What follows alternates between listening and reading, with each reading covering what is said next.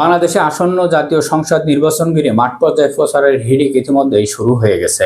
নির্বাচনের ময়দানে এখনো পুরোপুরি গরম উত্তেজনা বিরাজ করছে। সুতরাং এক সময় তারেক রহমান, যিনি লন্ডন থেকে ঠান্ডা মাথায় সংযোগ এবং মিতব্যয়ী প্রচারের কথা বলতেন, সেই মানুষটি আজ একেবারেই জীবন্ত অগ্নিগিরির মতন ঝাঁঝালো মুখ খুললেন।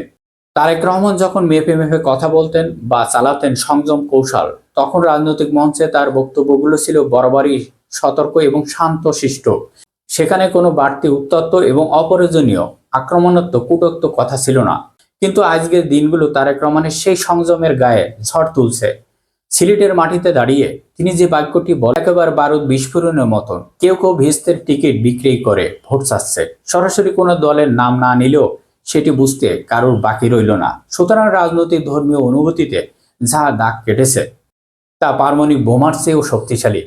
এই বাক্য বা শব্দের মধ্যে লুকিয়ে আছে ধর্ম আর রাজনীতির মিশ্রণের বিরুদ্ধে স্পষ্ট নিন্দা, যা ধর্মপ্রাণ মানুষের বড় আঘাত হিসেবে বেজে উঠছে।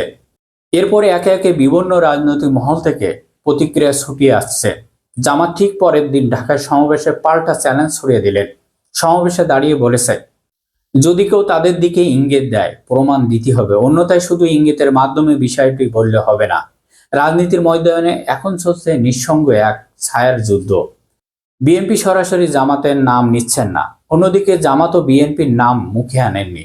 কিন্তু দুইজনেই জানে আসল লড়াইটা কাদের সাথেই হচ্ছে। এদিকে জাতীয় নাগরিক পার্টির মুখপাত্র নাহিদ ইসলাম নতুন মাত্রা ঝড় তুলেছেন। তিনি ফ্যামিলি কার্ড নিয়ে সরাসরি প্রশ্ন তুলেছেন, যা রাজনৈতিক সংযমহীনতার একটি বড় ইঙ্গিত। লন্ডনের সংসদ বলে পরিচিত তারেক রহমান সাহেব তার আচরণ আজ মাঠে ঝরঝরিয়ে উঠছেন। বিশ্লেষকরা বলছেন এটি হতে পারে এটি সাজানো কৌশল, কারণ প্রথমে শান্ত থেকে জনতার সমর্থন পাওয়ার পরে সময় মতন ফেনা তুলতে শুরু করা। এই রাজনৈতিক উত্তপ্ত শুধু মঞ্চে সীমাবদ্ধর ভিতরেই নয়, এটি সারা দেশব্যাপী উত্তপ্ত সৃষ্টি করছে। সুতরাং মৌলভীবাজার জনতার ঢাল, ঢাকা সমাবেশে কর্মীরা সবাই এই উত্তেজনাকে অনুভব করছে। নেতাদের গরম গরম ভাষা দ্রুত কর্মীদের মধ্যে উত্তেজনা ছড়ায়। নির্বাচনের সামনে এই উত্তেজনা মনস্তাত্ত্বিক যুদ্ধে দেশের রাজনৈতিক সাংস্কৃতিক কতটা ক্ষতিগ্রস্ত করবে, সেটি এখন বড় প্রশ্ন হয়ে দাঁড়িয়েছে। নির্বাচন মানেই ব্যালট পেপার আর বাক্স নয়, বরং ভাষা এবং আচরণ, দায়িত্ববোধেরও পরীক্ষা।